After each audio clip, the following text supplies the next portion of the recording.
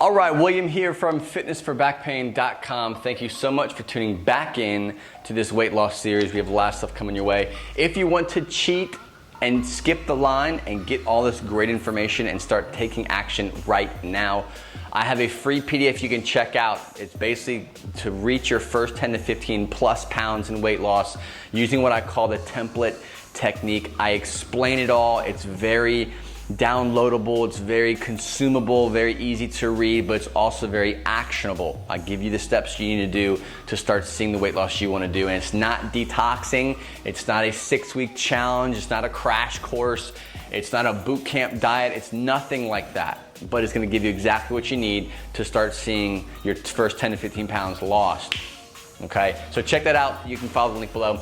Today, last video, we talked about total calories. You have that number. Now we're going to dive into proteins, the second most important thing that I've talked about. You'll in video 2 anyways, but this is an extremely important topic is protein. If I could narrow weight loss down and give you 2 massive tips, is make sure you're consuming your total calories that are estimated for you consistently, and then keep your protein up. That's it. And then the fats and carbs we'll talk about, and we can play with those, and we'll go into a little bit more detail with those later. But when it comes to protein, when it comes to any kind of nutrition, it's more simple than you think, right? If you don't have any underlying issues, consuming the calories you need to lose weight is very simple. But a lot of times when it comes to protein, it's often overlooked, right? And there's a lot of reasons why people overlook it, and that's on your personal self. If you've got kidney function issues, if you have some underlying issues where high protein is not a good thing for you, this video is not for you. I'm speaking from a place of following a blended diet. So proteins, fats, and carbs, you consume those, and there's no issues there. So let's talk about protein, okay? Protein. Let's draw a cow. I don't even know if I can draw a cow. Bam, bam. This is like my corn-fed.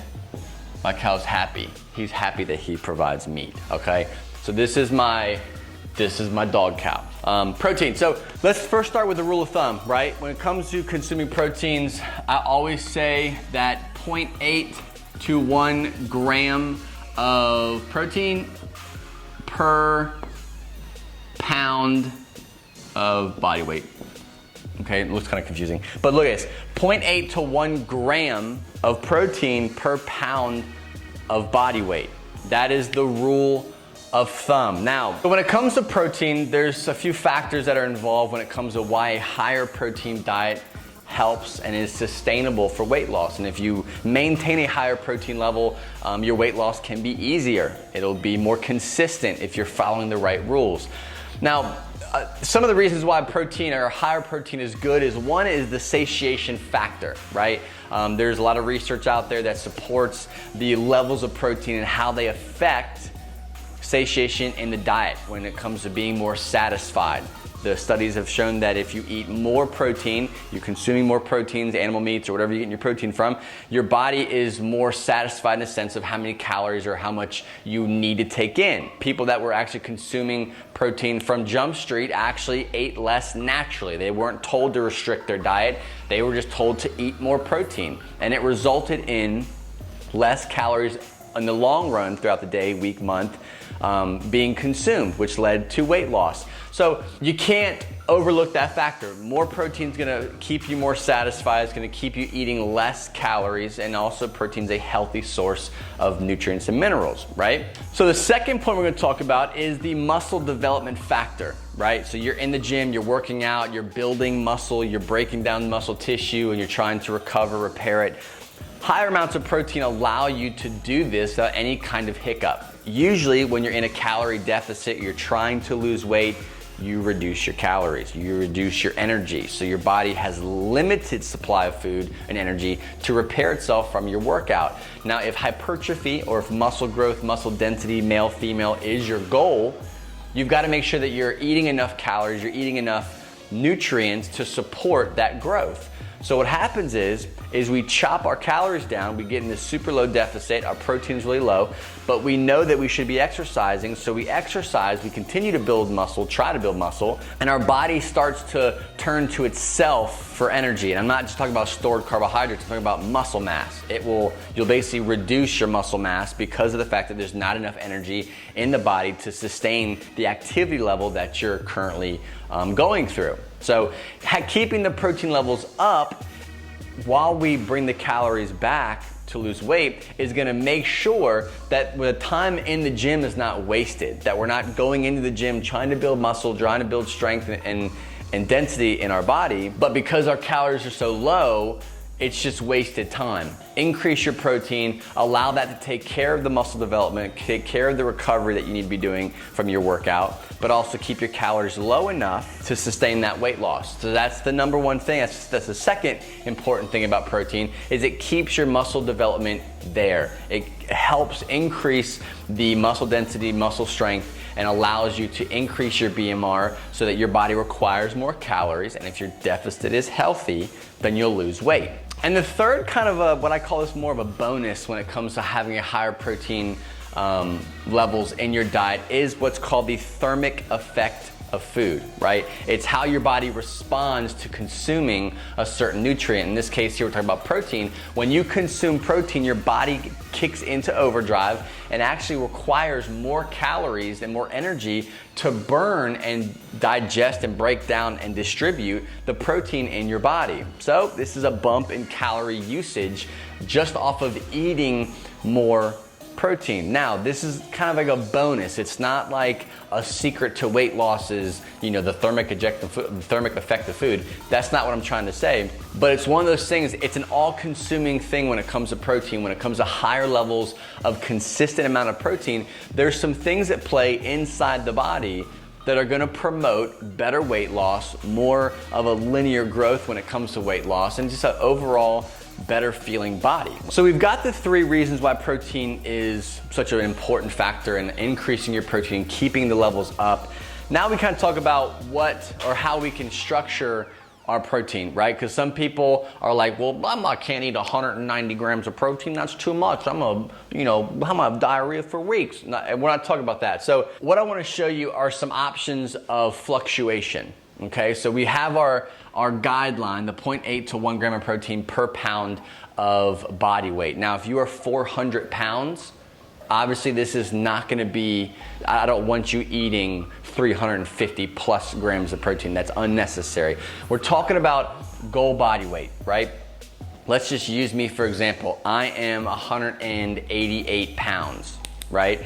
And I strength train, I try to build muscle, I do heavier weights, I'm breaking down this type of stuff. So I need to have higher protein. My goal for the day is right around 140 to 160 grams of protein. Do I hit that every day? No.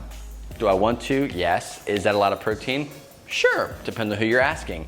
If you are a 115 pound female, that's a lot of protein. It's a lot of protein, and I totally understand that. And that may not be, obviously, if you did the math, wouldn't be your number. So this is my rule of thumb. When it comes to finding your number, let's say you have your number, and let's say 160 is your number to start with, and you start consuming 160 grams of protein. There's some rules that you have to follow, like don't consume 160 grams of protein in one setting. We wanna space it out, that's really important. The second thing is listen to your body, okay? If I know for me, if I get too high in protein, I get gas, I get bloating, I get things that are gonna mess with my digestive system that I don't like to go through. So what I do is I will kind of wean myself. So I'll hit my goal, and let's say I'm consuming 160 and I'm good. Everything's peachy, I'm able to consume it, I'm not getting any kind of discomfort, any kind of weird feeling, pains, or anything like that, I'm good. I'm gonna stay there because that's probably where I should be at, and I'm seeing results doing it. But if it was me, again, and I'm consuming this much, and I'm bloated, and I have gas, and I have whatever, I'll chop it back. I'll go to 140, okay? So the ultimate goal is not to find your specific special number. There's a guideline for you to follow, which is a great guideline to use, and if you use it, you will see results. But keep in mind that your body is different than everyone else's body, and the amount of protein that your body can handle will be different regardless of this. So I know a lot of people will tell you, no, you need to eat this much protein. If not, you're not gonna see results. That's not the case, okay? Find a healthy level of protein. We want protein to be a very important thing in your diet, so make sure this is up. If you are a male, female, and you're sitting at 75 grams of protein, I don't have many clients, even at 115 pounds, eating that much protein, okay? You're gonna consume more. 100 plus grams of protein for 99% of my clients. I haven't had a client that I've given under 100 grams of protein that didn't have some kind of crazy issue with proteins. So think more. We went over reasons why you should have more proteins. We have your number, you have how you should structure, how you should play around with them. That's pretty much all you need. Just remember, total calories and your protein number every day is the number one steps you're taking in this moment in time, okay? So that's protein. Thank you so much for watching this episode. Again, if you want to jump ahead, get the cheat sheet, get the guideline that I have for your first 10 to 15 pounds, go over and get the template technique PDF. Download it below. There's a link here. It's yours, totally free. We're gonna be talking about fats and carbs coming down the line. We're gonna blend the two in one video and just kind of mash them up. I'm not gonna give you some scientific formula. It's gonna be very actionable, very simple approach that you can take to this. Follow the protein guidelines. If you have a question, you've gotten your total calories now, you've got your protein numbers, you may agree, you may disagree with what I've gone over today. That is totally fine. This is an open door policy. Leave a comment below. How much protein are you consuming right now? And how much protein should you be consuming right now, according to this and your weight loss goals? Let me know below. Have any questions? Again, comment here. You can always email me. Check out the website, fitnessforbackpain.com, and I will see you next time.